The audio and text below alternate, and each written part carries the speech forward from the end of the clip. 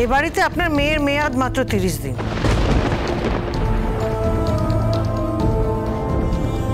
তাই এই তত্ত্বগুলো খুলে কোনো লাভ নেই।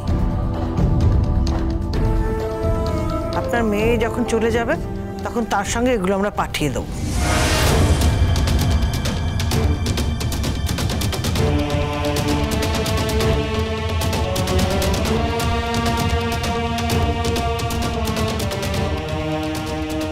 এসব কি বলছো?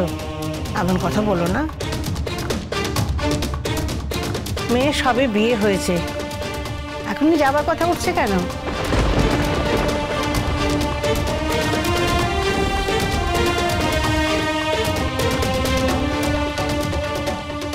আগে এই কথা আমার বাবা মায়ের কথা নয়, এই কথা আপনাদের মেয়ের কথা।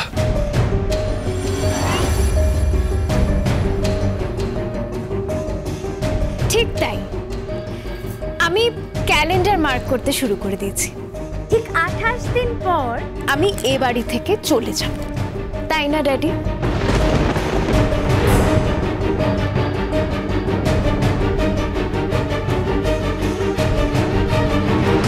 তুমি তো বলেছিলে 30 দিনের মধ্যে এই হাদা গঙ্গারামটার মধ্যে আমি যদি কোনো গুণ আমি যদি খুঁজে না পাই, যাতে ওকে আমি ভালোবাসতে পারবো, একজন স্ত্রী ওকে রেসপেক্ট করতে পারবে, ওর প্রতি আকৃষ্ট হতে পারবে,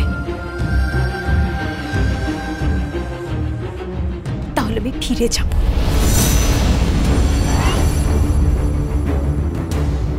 টায়রা, আগে এই 28টা দিন কাটা, তারপর এসব কথাবার্তা বলবি।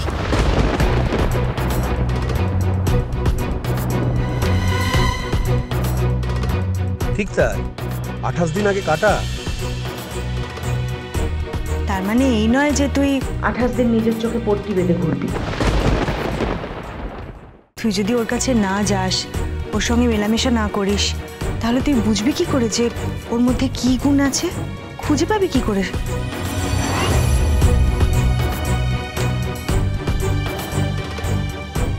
কাছে যাওয়ার কোনো প্রশ্নই আসছে না।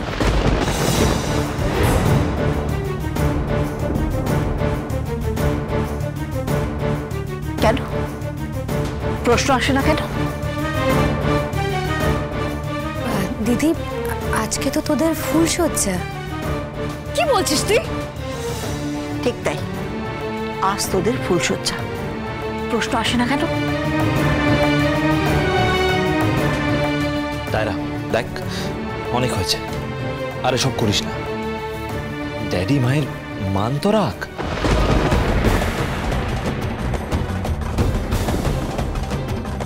কিসের মান রাখা? কিসের মান রাখা? তোর কি কোনো দিক থেকে মনে হয় এই ছেলেটা কোনো দিক থেকে আমার উপযুক্ত?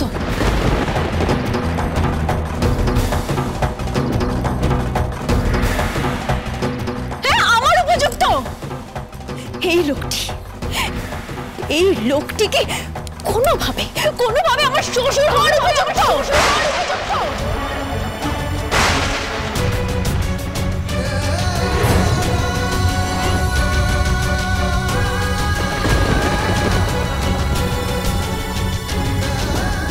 কিংবা এই মহিলা কি কোনোভাবে আমার শাশুড়ি হওয়ার উপযুক্ত?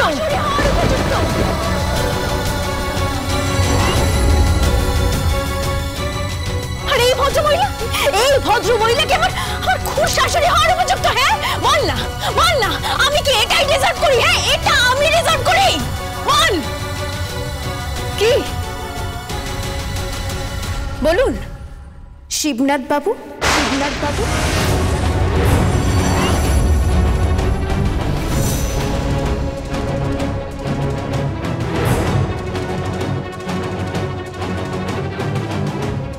বলুন বাবলু বাবু। টায়রা, আমার কথা শোন, বাবার সাথে এভাবে কথা বলিস না, বাবা কষ্ট পাবেন। কষ্ট পাবে? ড্যাডি কষ্ট পাবে? আর ড্যাডি যে আমাকে কষ্ট দিয়েছে সেটা কি হবে? অনেক হয়েছে, অনেক কথা হয়েছে টায়রা। এসব কি ড্রেস পরে তুমি ঘুরে বেড়াচ্ছ? সাক্ষী মোহনা, হ্যাঁ মা। যা তোর ওকে নিয়ে যা, ওকে ভালো করে সাজিয়ে দে। যাও। আমি সাজবো না।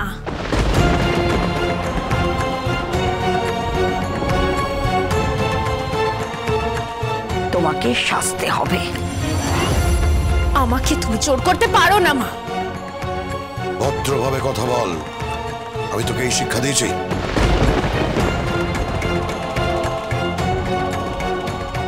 হ্যাঁ, এই শিক্ষাই দিয়েছো বাবা, এই শিক্ষাই দিয়েছো। প্রশ্রয় দিয়েছো দিনের পর দিন। ও যা করতে চেয়েছে কোনো কাজে তুমি বাধা দাওনি। জীবনটাকে না রঙিন ভেবে ফেলেছিল, কিন্তু জীবনের রুক্ষ দিকগুলো ও আসলে দেখেনি। রুক্ষ দিক? কোন রুক্ষ দিকের কথা বলছিস তুই? ও স্যামির কথা বলছে।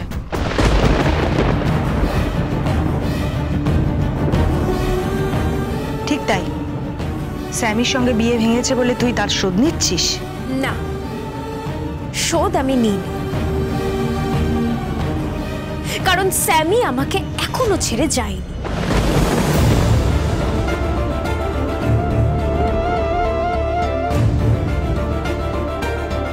স্যামি এখনো আমার মধ্যে আছে। I love him, I love হিম।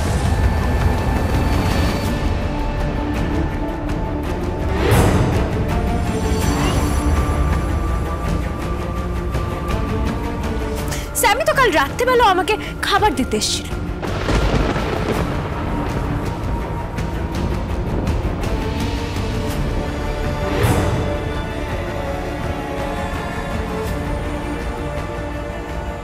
যে খাবারগুলো আমার পছন্দ, পিৎজা, বার্গার, সবকিছু,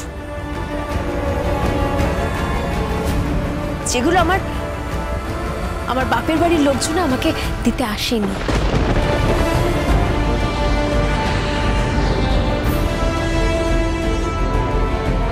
কিরে বড়দা, তুই করেছিলিস?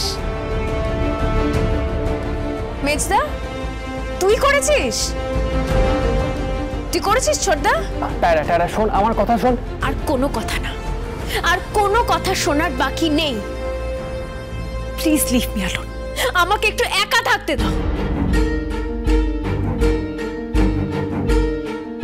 28 দিন পর আমি বাড়ি ফিরে যাব, আর তখন যদি তোমরা আমাকে বাড়িতে ঢুকতে না দাও, তাহলে আমি স্যামির বাড়িতে চলে যাব।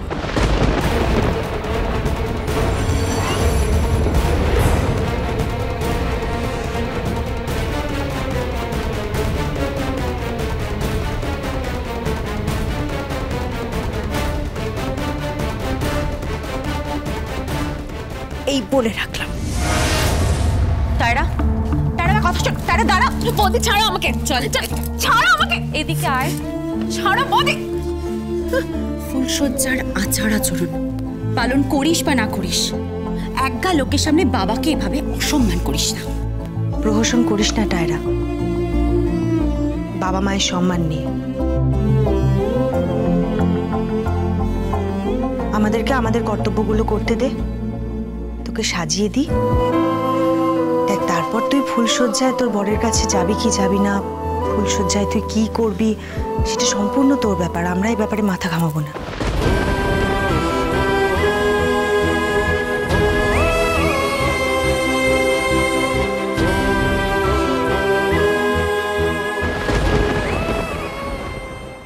কেমন একটা টিপসি টিপসি লাগছে। কি লাগছে? গঙ্গারাম। এরকম ভাবে তাকাচ্ছেন কেন? So let's dance. নিশ্চিত নেশা হয়ে গেছে। ফুলসজ্জা রাতে বউ নেশা করে ফেলেছে। কাকা, रात अकेली है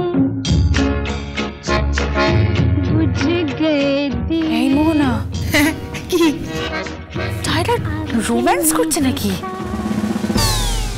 কাল সকালে বাবা আবার মারবে। গঙ্গারাম গঙ্গারাম